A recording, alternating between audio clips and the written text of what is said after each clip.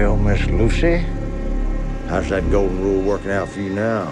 This video breaks down why Cooper saves Lucy in Fallout Season 2, Episode 3, even after everything that's gone wrong. I am nothing like you.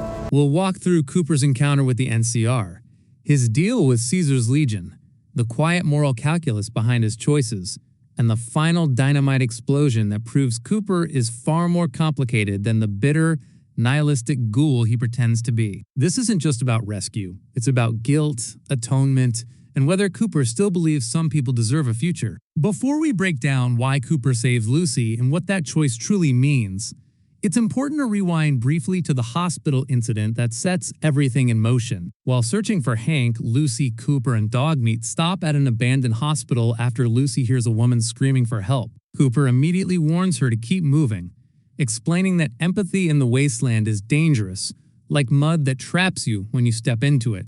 Lucy ignores him and goes inside anyway, convinced that helping people is the only way to make the world better.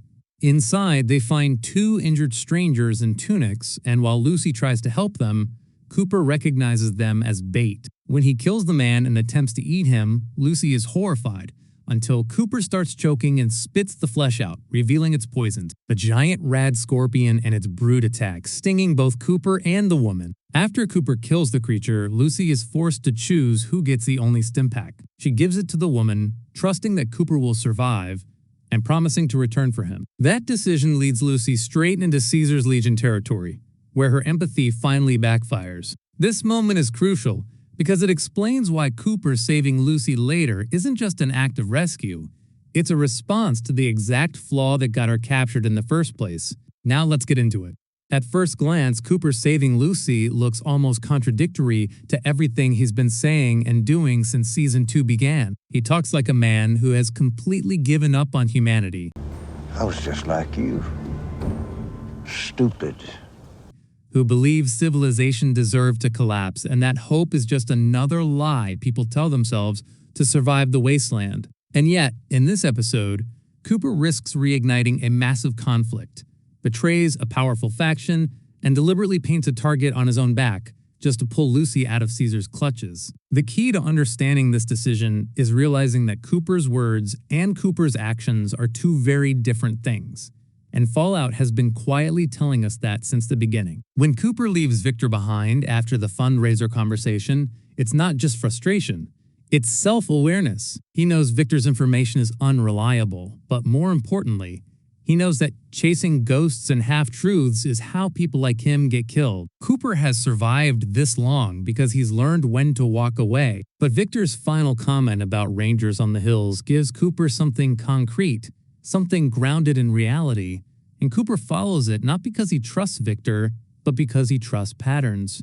In the wasteland, armed groups on high ground usually mean organization, and organization means answers. His capture by the NCR Rangers and subsequent meeting with Captain Rodriguez is where the episode quietly reframes Cooper's entire worldview. Rodriguez doesn't beg him emotionally, she appeals to history. She reminds him that he once had a relationship with the NCR, that he once stood for something bigger than survival. The irony isn't lost on Cooper. He came looking for help to rescue Lucy, and instead, he's being asked to help the NCR reconnect with a battalion lost since the fall of Shady Sands. His laughter isn't humor, it's disbelief. To him, this feels like the universe mocking him for ever thinking that old alliances still mattered. But Rodriguez doesn't stop there. She talks about the NCR's mission, humans and ghouls living healthy lives together. And this is where Cooper's mask starts to crack. Fallout doesn't make a big show of it, but his raspy cough says everything. Cooper's immortality isn't invincibility, it's maintenance. He needs that medicine. He needs the NCR, whether he wants to admit it or not. When Rodriguez gives him the vials, it's a gesture of trust, not a transaction. She believes in the idea that even someone as broken as Cooper can still choose to do the right thing, and Cooper refuses it. At least, that's how it looks on the surface. He walks away from the medicine and tells Rodriguez to give up on rebuilding civilization, claiming humanity deserved to die. This is the most important lie Cooper tells in the entire episode. It's not for Rodriguez, it's for himself. If Cooper truly believed humanity deserved extinction, he wouldn't even be standing there having the conversation. He wouldn't care about NCR ideals, and he certainly wouldn't still be haunted by the past. What Cooper is really doing is rejecting responsibility. Accepting the medicine would mean accepting that the NCR's dream still matters, and that would force him to admit he still cares. That internal conflict carries straight into Caesar's palace, where Lucy is dying. Cooper's decision to trade the location of the NCR's last camp for Lucy's life looks cold and pragmatic, but it's anything but simple. On paper, he's betraying the NCR, the very people who just tried to help him. But in reality, Cooper is making a calculated bet. He knows the Legion. He knows how they operate, how overconfident they are, how eager they are for tactical advantage. He also knows they don't check their own arrogance. The Legion accepting the deal so easily is the point. They see the NCR as weakened, fragmented, and already on the brink of collapse. From their perspective, Cooper isn't betraying a rising power.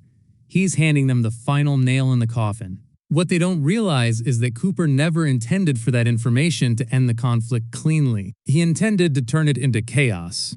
As Cooper drags Lucy out of the Legion's camp, Fallout lingers on those barrels of dynamite for a reason. This isn't a random visual. It's a silent promise. Cooper has already decided that the Legion doesn't deserve to walk away from this transaction intact. And that brings us to the final scene near the peak, where Cooper flicks the lighter Charles gave him and asks himself whether he's done the right thing or the stupid thing. That question is pure Cooper. He doesn't ask if it's good or evil. He doesn't ask if it will save the world. He asks whether it was right or stupid, because those are the only two categories that matter to a survivor. When the dynamite finally detonates, it confirms what the episode has been building toward all along. Cooper planned this before he ever stepped foot into Caesar's camp. He didn't just rescue Lucy, he ignited a civil war that had been brewing under the surface for years.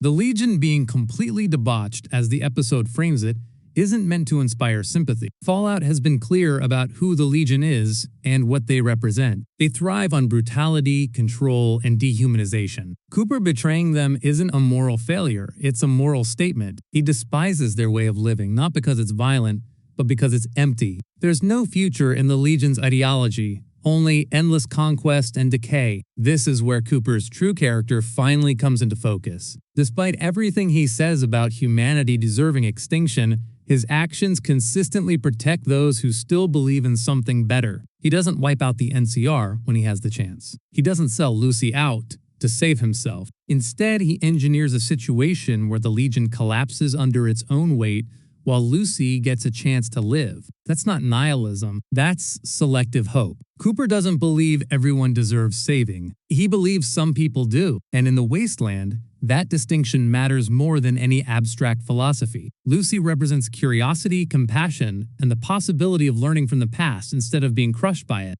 Dogmeat represents loyalty without ideology.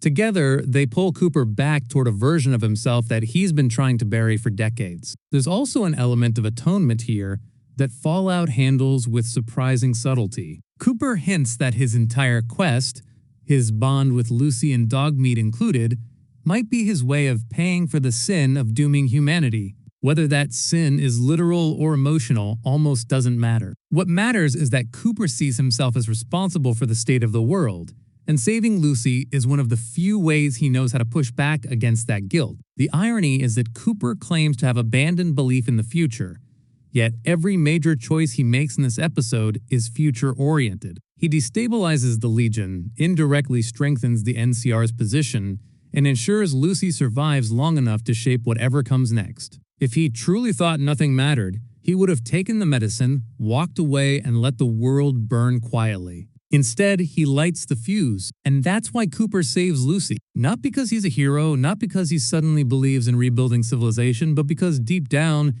he still believes that the wrong people shouldn't be the ones who inherit what's left of the world. His cynicism is real, but it's layered on top of a moral core he refuses to acknowledge out loud. Cooper doesn't fight for humanity as a concept. He fights for individuals who prove, through their actions, that humanity might still be worth the trouble. In Fallout Season 2, Episode 3, saving Lucy isn't a contradiction. It's the most honest thing Cooper does all season.